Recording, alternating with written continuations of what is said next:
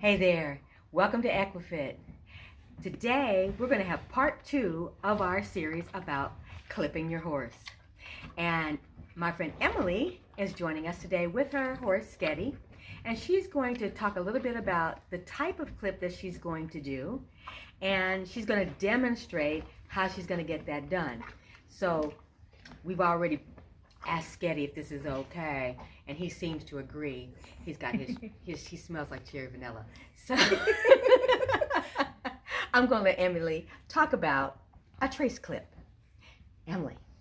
Hi. So your trace clip is going to help with those horses that have either sweating or overheating issues during your winter months, if their hair is too long or if they just generally overheat.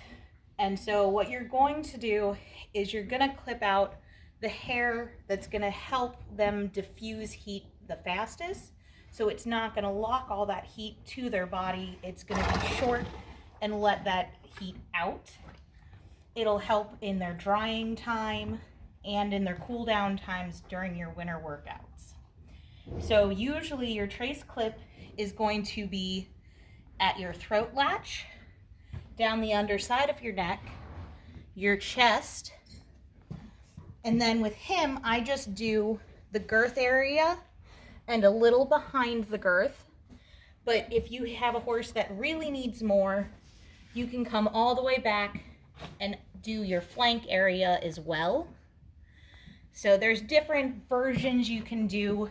This is what I found works best for him and I during the winter months, because he is a heavy sweater and a very hot running horse. So Emily, what type of clippers do you use, and what type of blades or whatever do you have to use, considering that he does have his winter coat on already? So I am a fan of the Oster A5 clippers, and you can get them in single speed or in 2-speed. I prefer the 1-speed versus the 2-speed because you're never going to use the slower speed on your 2-speed clipper.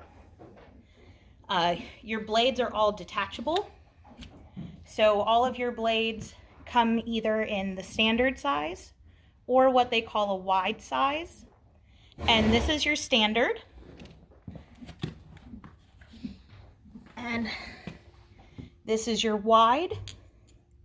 So they cut the same length of hair, but the one is twice as big, so you can cover more ground. Great. I clip all of my body clips with a 10 blade. It's one of the most common blades you can find. I buy most of mine off Amazon and then just keep them sharpened with one of my local guys here. But yeah, for the body clip, you're mostly going to see either the 10 blade or the 7 blade.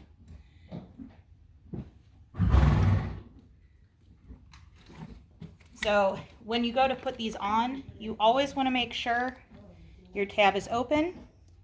You turn your clippers on, and then you close,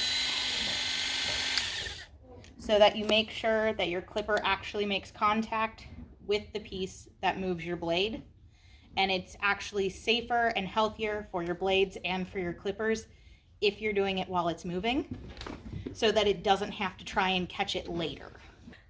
So Emily, where do you actually start when you're going to do this type of trace clip?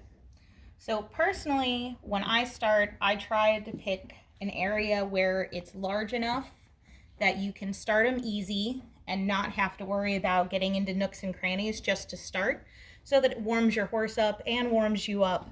So I'm going to start here towards his chest. Then I'm probably going to clean up the underside of his neck, finish up down into the chest, and then where I'll finish on this clip on this side will be the girth area and into your problem area, which is going to be your armpit, because you really want to make sure that's a clean area. And where you're going to shave is really, there's skin folds and movable parts that you're going to have to dig through and get around. So that's going to be your problem area, but you really want to make sure that it's clipped correctly, so when they're moving, it doesn't cause problems.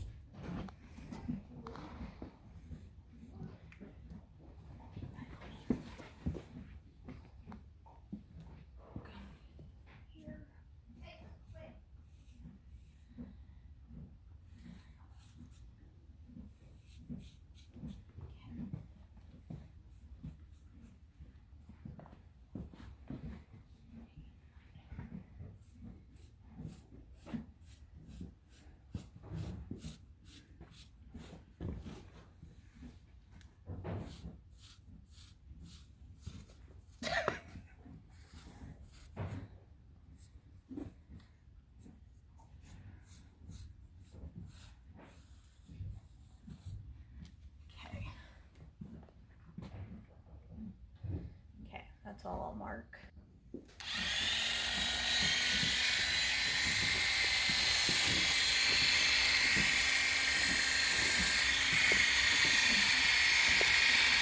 And so when you're clipping, you go against the grain of the hair.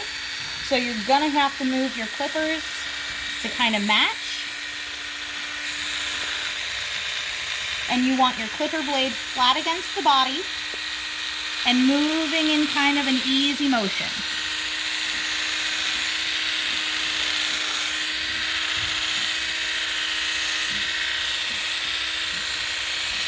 Oh boy. It kind of tickles and it feels funny, so sometimes they have a little bit of reaction to it, especially if they're ticklish.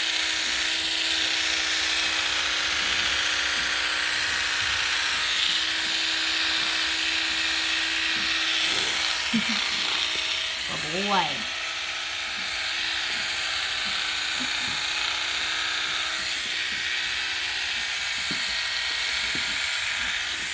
And then when I get to my line, you're gonna go to your line and roll your blade away. So you wanna take it to the line and roll your blade away so you can see you get a better line when you finish.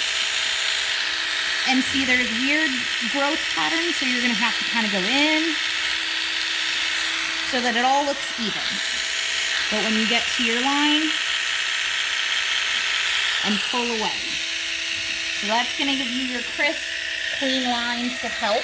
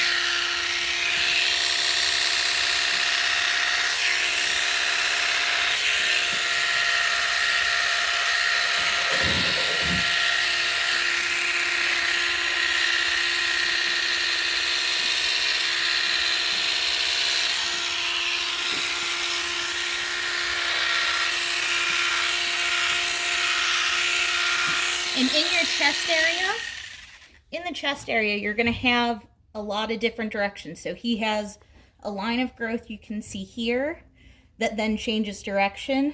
This hair here is going to change direction, change again here. So you're going to have to just go in and go different directions and pull your skin so you can get to it. Now, Emily, it made a big difference that you marked him. What did you use to mark your lines when you decided to do this cut?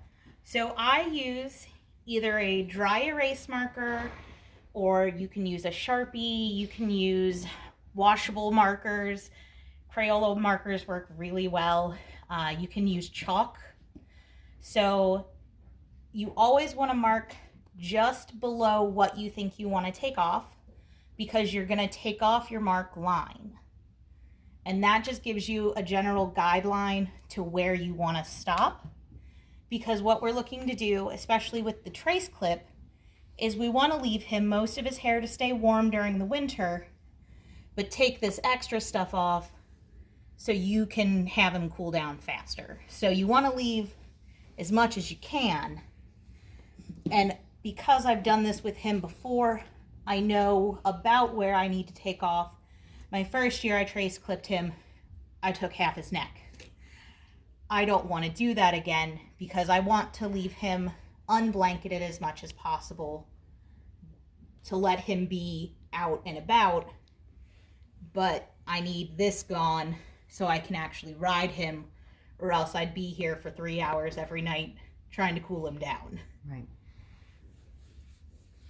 So I find dry erase markers, Crayola markers, and chalk are usually my go-to. If you have a light colored horse, it's easier for things to show up. Biggest hint on chalk: get it wet and let it soak in water for a little bit before you draw, because it'll mark better, especially if you have dark horses. Gotcha. Nice tip. Hey, bud.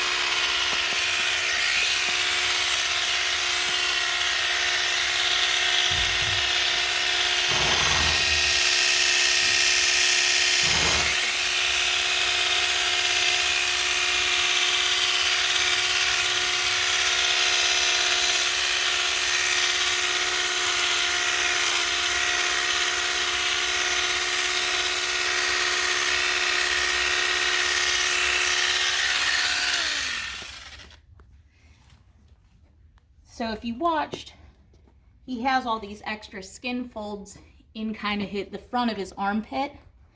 And I had to go through and kind of pull them and push so that I made sure I got all of that hair. Because if you have long hairs that get left over, they can get caught, they can pinch, they can rub, and they'll just look weird. So you want to try and get as many of those as you can. So, and I always constantly will stop, check over my work, see where I need to go again, because there's a little bit right here that I need to touch up here in his neck that I need to touch up, and then I still need to get kind of this throat latch area, because this is actually a really big area that they'll release a lot of heat with. So you'll see they'll get sweaty right here. So I try to make sure I clean that up as much as I can.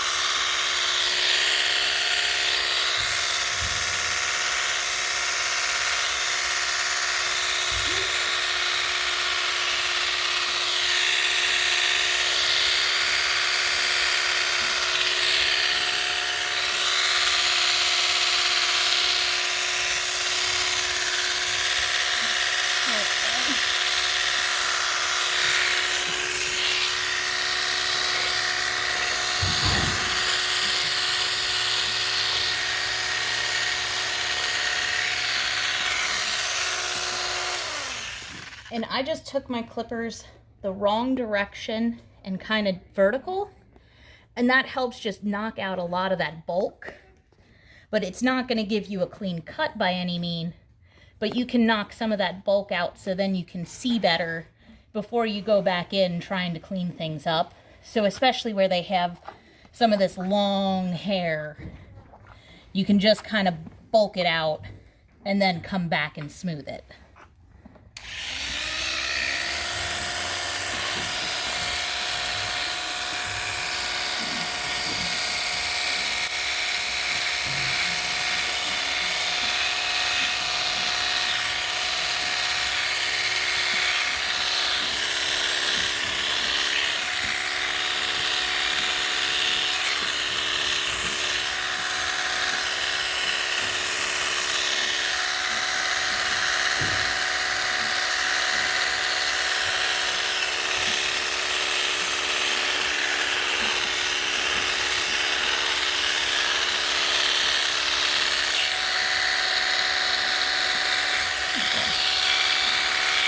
I know, thank you. Good boy.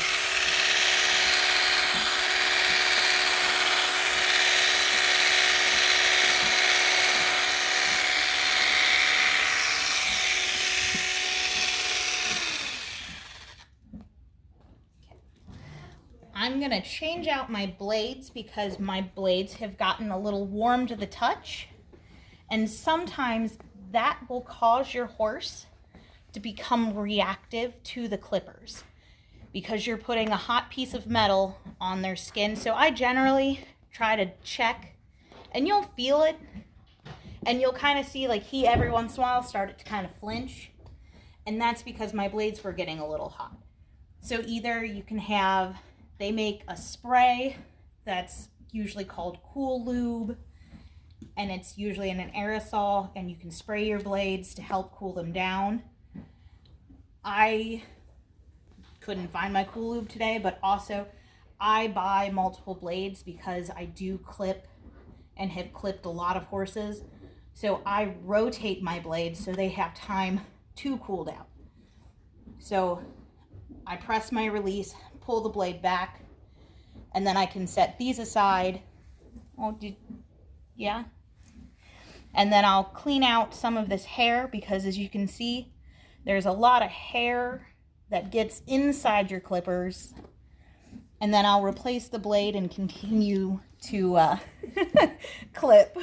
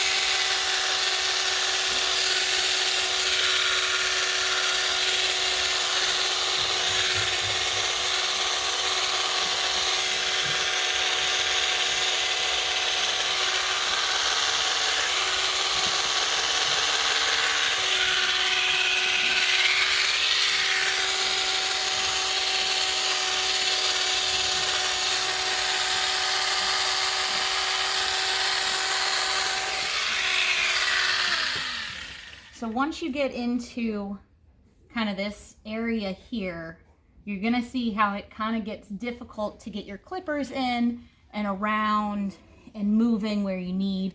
So you really need to trust your horse and work as fast but as good as you can to try and get in to clean up as much as you can.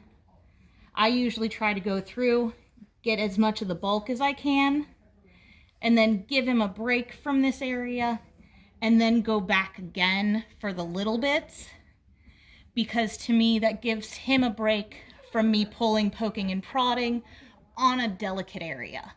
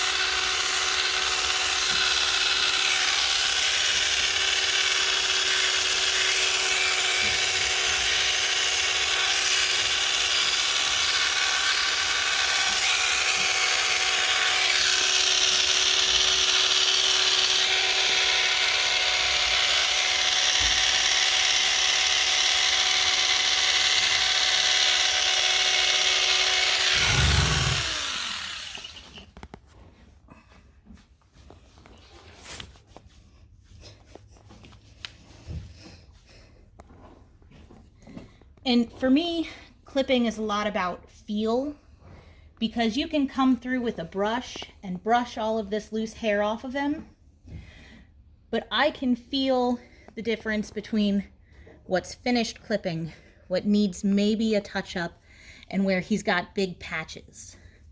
So I'm a firm believer of get your hand in there, feel, try to knock that loose hair, the dirt, everything else off, so you can feel it instead of looking at it, because sometimes, like right here, you can barely see it, but I can feel a difference. There's a line right there of hair that needs to be clipped.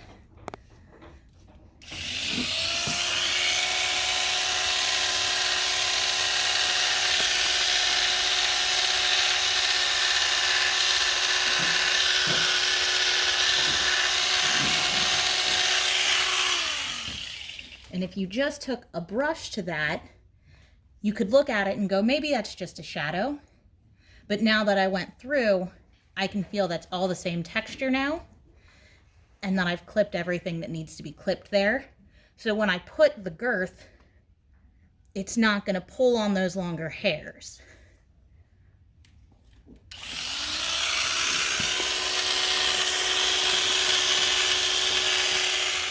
Okay, steady. We're going to get you to move your leg up just a little bit. Good boy.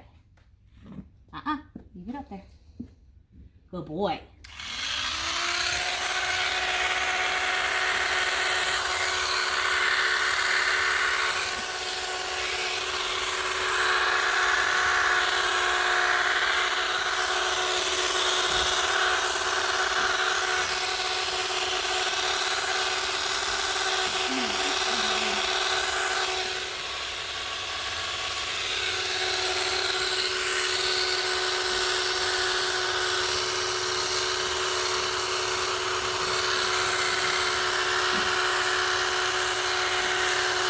Oh boy.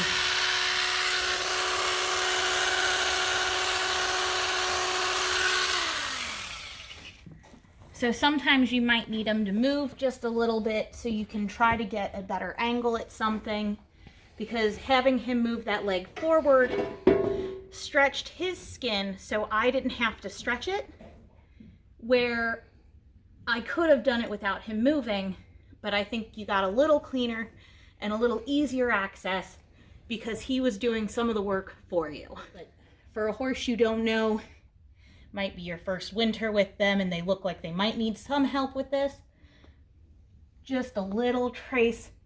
Take your girth, measure your girth on him. Don't take much more than what your girth is going to sit in. It'll still help, but you're not going to overdo it and have to really harshly blanket your horse in the winter. You will get hair everywhere. You will definitely want to either use a vacuum cleaner, air pump, or take a shower. And I would recommend do not let any of your clothes touch anything else after you're done clipping, because you will find hair forever. Well, thank you, Emily. One last thing, though. Mm-hmm. Since he has this type of clipping, you talked about working him and this will help cool him off faster. We're in the Midwest, so we're right now in our cold season, and he still goes out every day. What type of blanketing would you recommend for people that have a horse that has a trace clip? So for him, what I do is if we hit below freezing and it's wet, I will put a sheet on him. If it's below freezing and there's no moisture, the fields are still a little frozen, and he's not going to be wet, he can still go out just fine. Your horse might be a little different. Read your horse's body signs, but I usually start sheeting if it's cold and wet or cold and windy. I like to play by the 2 rule. If you can answer yes to 2 of the 3, then you should probably look at putting something on them.